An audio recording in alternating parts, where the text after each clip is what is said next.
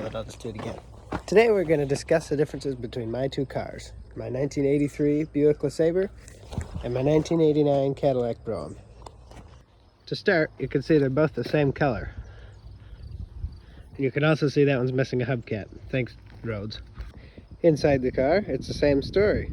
Blue interior and a blue interior and that, but we ignore that. The floor mat's not important. Under the hood, each car has an Oldsmobile 307, although the Cadillac has a lot more room because most of the accessory parts were cut off by some silly teenager in Florida.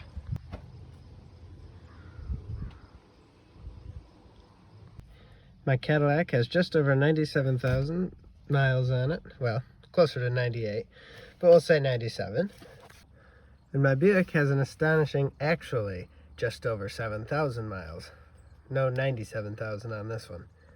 My Buick has manual power mirrors, is what I like to call them, power door locks, manual windows, and a power front seat, as well as air conditioning, which doesn't work, and 4-speed blower motor fans, and a radio with no cassette player. My Cadillac has pretty much infinite speed wipers, both front power seats, power windows, actual power mirrors, automatic climate control, a non-working cassette player, and a much fancier radio, as well as once upon a time it did have air conditioning. It also has automatic headlights at night and used to have cruise control, and a tilt steering wheel and a telescoping steering wheel. It also has a cigarette lighter for every single door. In the Cadillac, the only way to open the trunk is by pushing this button when the key is on.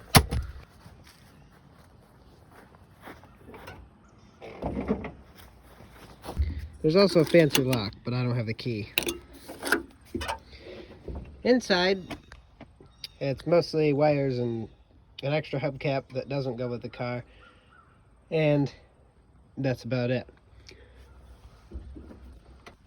It does have a soft close trunk.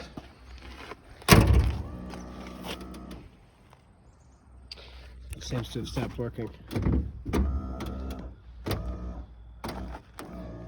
There it goes. The Buick also has only one functional way to get into the trunk. This one doesn't even have a button, so the only way to get in is with the key.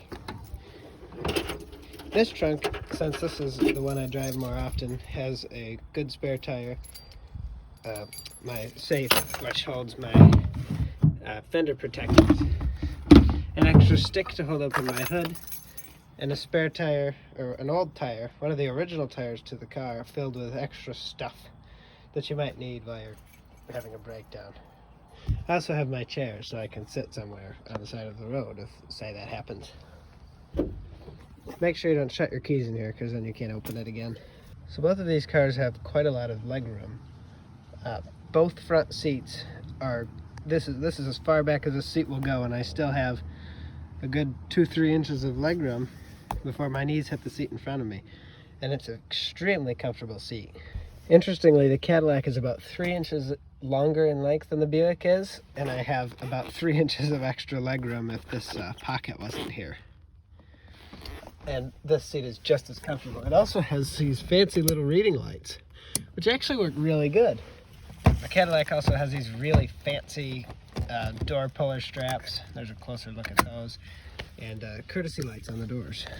The Buick does not have courtesy lights on the doors. They share the same door handle, but they don't share the same piece to pull the door closed. The Buick only has one cigarette lighter, but it does have three ashtrays. Each car says body by Fisher, and the Buick is so very original it even has the plastic from the dealership on it.